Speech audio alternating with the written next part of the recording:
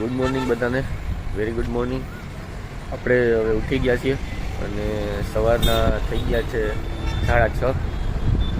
અને જો આ છે આપણો મોર્નિંગ વ્યૂ આજનો. જો તમે, આ છે આપણો આજનો દ્વારકાનો મોર્નિંગ વ્યૂ. નીંદર તો આપણને સારી એવી આવી ગઈ, પણ થોડોક રોડ છે એટલે વાહનોની અવર જવર હતી આખી રાત.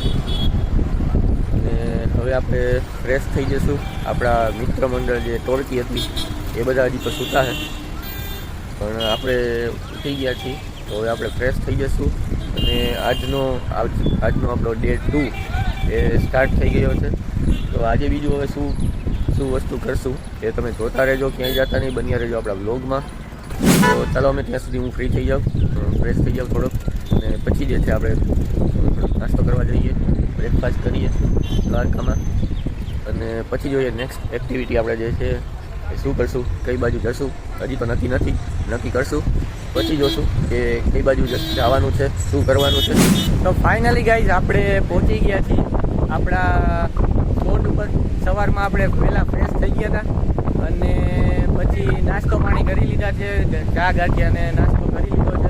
અને ત્યાર પછી આપણે નીકળી ગયા હતા આપણા નેક્સ્ટ ડેસ્ટિનેશન માટે જવા.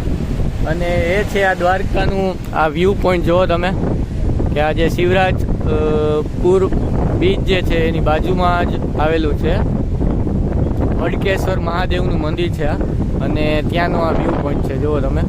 અને આપણા ટોળકી જો અહીંયા ફોટો સેશન હાલે, અને હવે ફોટા થોડાક પાડીએ, થોડાક રીલને એવું શૂટ કરી લઈએ.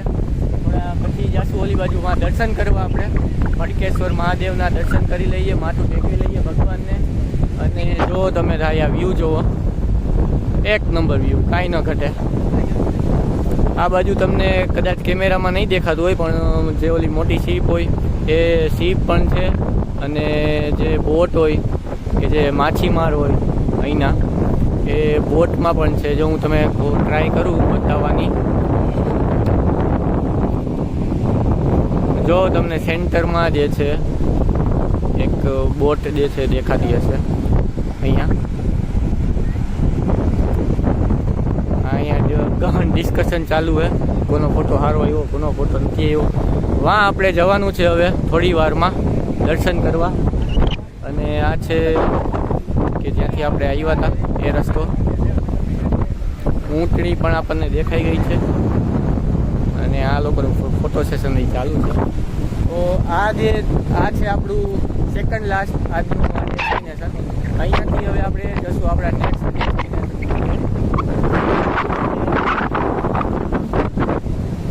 તમે વ્યૂ જુઓ. જયભાઈ હું કે મજામાં? કેવી મજા આવી? વ્યૂ કેવો છે? જયભાઈને અહીંયા આવવાનો બહુ શોખ હતો, એને આ પાણા જોવા હતા. જો તમે વ્યૂ જુઓ તમે ખાલી, એક નંબર. તો મારા વાલા હવે આપણે પહોંચી ગયા છીએ. મેં તમને જે મહાદેવનું મંદિર જે બતાવ્યું હતું એ મંદિરે આપણે પહોંચી ગયા છીએ. આપણે દર્શન પણ કરી લીધા છે, અને હવે આ પોઈન્ટ ઉપર જો ફોટો સેશન કરવા આવ્યા છીએ. આપણે ફોટા પાડી લીધા છે, અને હું તમને એક મસ્ત મજાની વસ્તુ બતાવું છું. આપણે જોયા છે કરટલા, તો હું તમને કરટલા બતાવી દઉં. જો તમને કરટલા બતાવું, એ વાં જો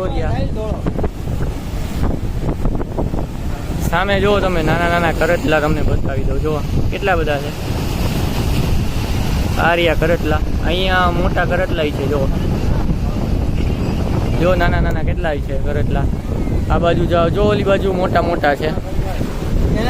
જો અહીંયા મોટા કરટલા. નીચે જાઓ એટલે અહીંયા ઉપર તો નથી આવતા, નહીં તો હમણાં પકડીને આપણે જયભાઈ પાસે પકડતા આવડે કરટલા? નથી આવડતા? નહીં તો તમને કરટલા કેવા હોય ને હાથમાં પકડીને બતાવત આપણે જયભાઈ એમ તો ધુરંધર જો કરટલા જોવે. આપણે અહીંયા ફોટો સેશન કરી રહ્યા છીએ. જો તમે બીજા બધા લોકો પણ જો ફોટો એના પાડી રહ્યા. અમુક લોકો વાત કરી રહ્યા, ચા પાણીનું કંઈ પૂછી રહ્યા છે કે ચા પાણીનું કંઈક મંગાવો. અને આપણા જયભાઈ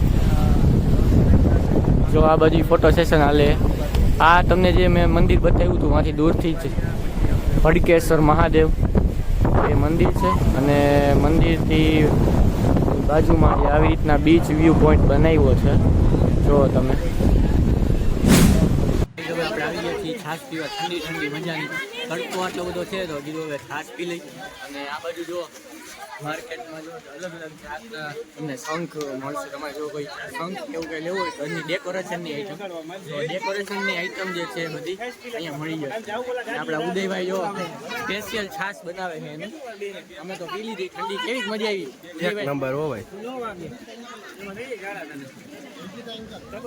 હવે છાશ પીને આપણે જશું. હવે આપણે જ્યાં પાર્કિંગ પોઈન્ટ છે આપણે અને ત્યાંથી પછી આપણે જવાનું છે આપણા એક લાસ્ટ પોઈન્ટે. તો ત્યાર પછી આપણે ફોટો સેશન કરીને ફોટા બોટા પાડીને ભડકેશ્વર મહાદેવના દર્શન કરીને આપણે નીકળી ગયા આપણે સુદર્શન સેતુ બેટ દ્વારકા જવા માટે. આપણે આ પહોંચી ગયા છીએ રસ્તામાં. અને જો તમે આ બેટ દ્વારકા જવા માટે પહેલાં જે હુડિયાનો ઉપયોગ કરતો હોય કેટલા અત્યારે હુડિયા પડ્યા જો લાઇનમાં એક પછી એક. આ બધાનો ધંધો જે હવે ઠપ થઈ ગયો થોડોક આ બ્રિજ બન્યા પછી. તો આપણે એ જ બ્રિજ થઈ છીએ. તો ફાઇનલી મિત્રો આપણે આપણા લાસ્ટ ડેસ્ટિનેશન ઉપર પહોંચી ગયા છીએ. અને એ છે આપણું આ જો સુદર્શન સેતુ. દ્વારકાધીશના જે આ એક નવી પહેચાન બની ગઈ છે દ્વારકાની સુદર્શન સેતુ. આપણે ત્યાં પહોંચી ગયા છીએ. અને હવે જો તમે આપણે ફોટો સેશન આપણું ચાલુ થઈ ગયું છે.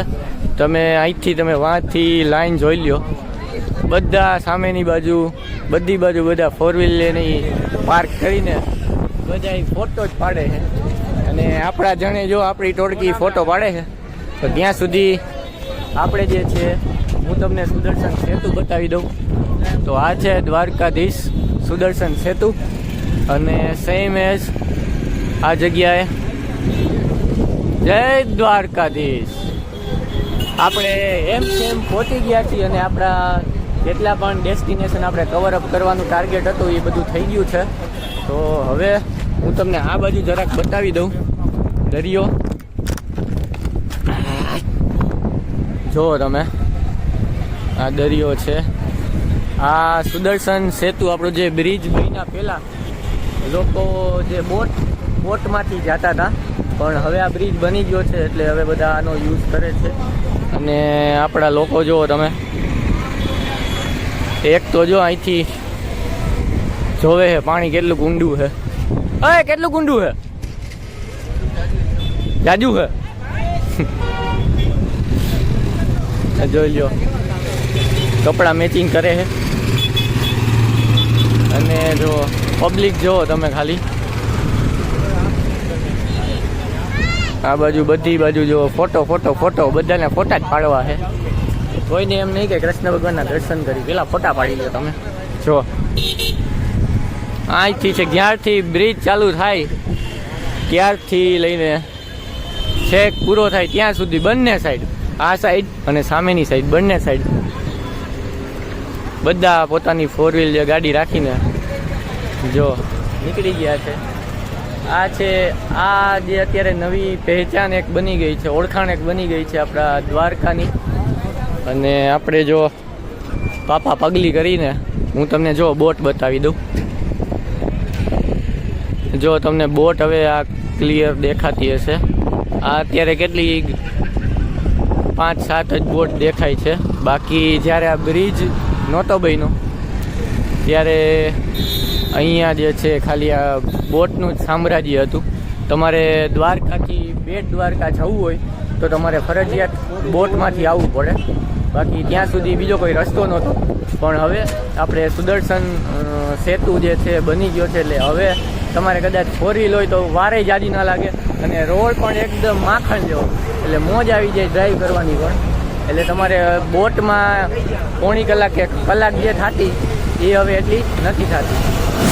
આ જો આપણો અત્યારે આ ફેસ વોશથી જો આ ફોટા હારા આવે એટલે જો અત્યારે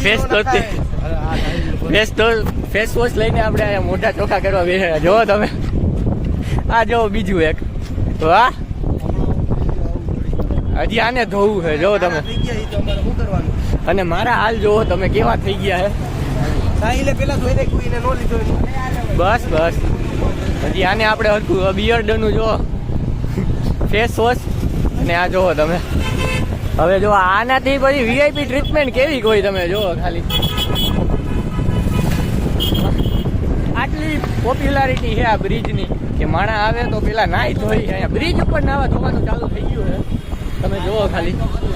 એક નંબર હો, ચમકવા માંડ્યું પણ. વાહ, જય દ્વારકાધીશ. હલો, કાળી કાળી ભેંસનું ધોરું ધોરું થાય આવી જજો. 10 રૂપિયા 10 રૂપિયા 10 રૂપિયા. હાલો મારા વાલાવ કલેજા, તાડકો બહુ છે પણ અમે ઠંડા થઈ જાવ થોડાક. સુદર્શન સેતુ આવ્યા છો તો જોઈ લો, કાળી કાળી ભેંસનું ધોરું ધોરું થાય પીવા આવતા રહ્યો. માત્ર ને માત્ર 10 રૂપિયા છે. આવી જાવ હાલો.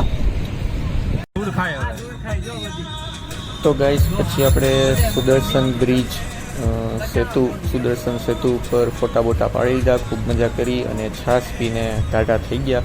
અને બધા બહુ થાકી ગયા હતા, લોથપોથ થઈ ગયા હતા. તો પછી આપણે ડિસાઈડ કર્યું કે હવે આપણે નીકળશું આપણા ઘર તરફ, એટલે કે આપણા રંગીલા રાજકોટ બાજુ. તો આ 2 દિવસની ટ્રીપમાં તમને કેવીક મજા આવી, તમે જો વિડીયો જોયો હોય તો કમેન્ટ કરી દેજો કે કેવીક મજા આવી. અને જો પહેલી વાર આ ચેનલ ઉપર આવ્યા હોય તો લાઈક શેર અને સબસ્ક્રાઈબ કરવાનું ભૂલતા નહીં. જય દ્વારકાધીશ.